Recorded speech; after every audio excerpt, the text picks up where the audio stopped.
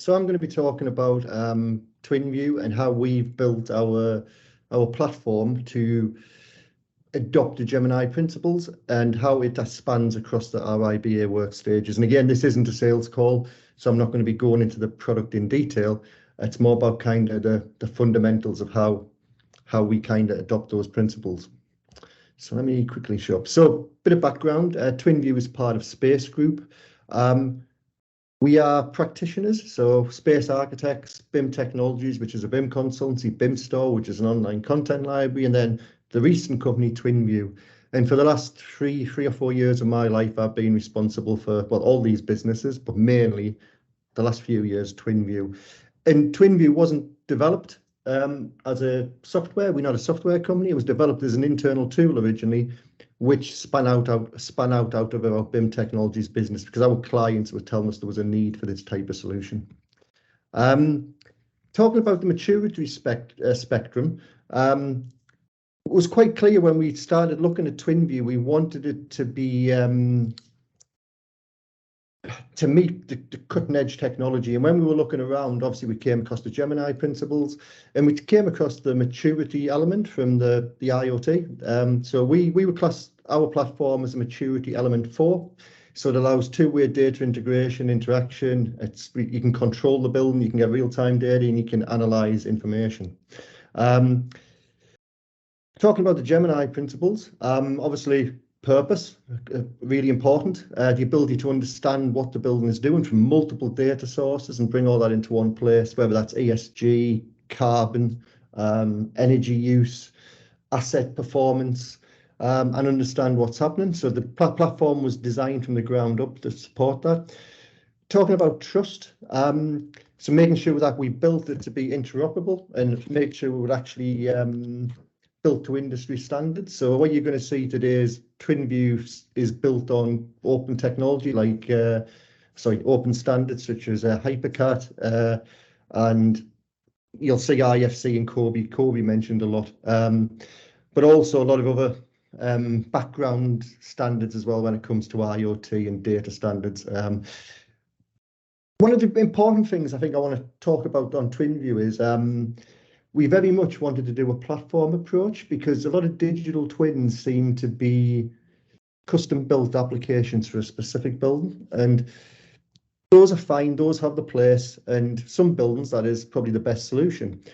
But if you've got a £30 million school in the north of England, doing a custom built digital twin using game engines and linking into all the different systems and hardwiring kind of that tech stack in, normally there isn't the budget for that sort of thing. So we built Twinview to be a platform where it's a really easy entry to market. You can actually set this up yourself and you can actually, like I said, build on top of the platform. It's an API first solution. So what we tried to do again is we didn't want your people to be locked into Twinview. So making sure the data is expandable, but also making sure that's exportable and people can build on top of this. So for example, we have a company in Australia who's building their own functionality on top of our platform for mobile antennas in that industry. We also realized that when we did Twinview, we wanted it not just to be about the operational phase, which a lot of digital twins are focused on. We wanted to make sure it covered the whole phase of the life cycle. So it's starting to collect information during the design and construction phase, and a digital twin expands the whole life of a project or a building. So stuff like it's got built-in functionality to do information management and define EIRs and air documents and make sure that that information is all standardized. So when you get to the end, the data is obviously formatted correctly. It's kind of an easy transition into the digital twin. I'm not going to go into all this, but this is kind of all the stuff Twinview kind of covers across all the different stages. Yeah, so let's just jump in. Twinview is a smart score solution. So what's quite good about this is I can tell you we do all sorts of things on here, and actually this certification is quite important because it means what I say and what we do, we've been certified to prove that actually our solution can do this.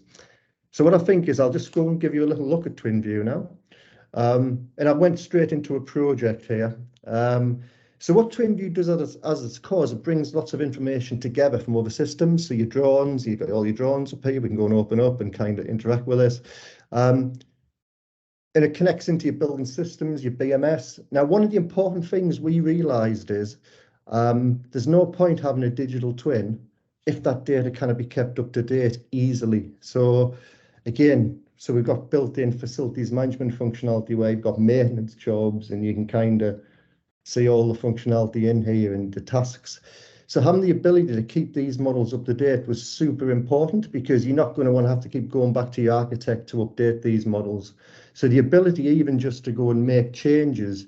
So it's, again, really low barrier to entry. You don't need to be a developer or a coder to do, if you want to move this desk from one room to the other, it's all doable through the Twinview interface, because you wouldn't want to go back to your architect or your modeler if you just wanted to move a bit of furniture from one room to the other, for example. Yes, let's quickly jump in then. Let's just go and find an asset with some data, and let's talk about data interoperability and standards. So let's go and find a boiler. We can see the boiler and all the documents here. If I go and click on dashboard, we can see the information coming through from the building's BMS system at an asset level. Again, we can click view in model and actually locate that asset. But what we can also do, this data can be exported because we don't want your data to be locked into Twinview. So if I go up here and go to exports, what you can see, you can export a COBE format. So all your buildings topology, rooms, levels, spaces, assets, equipment, documents, etc.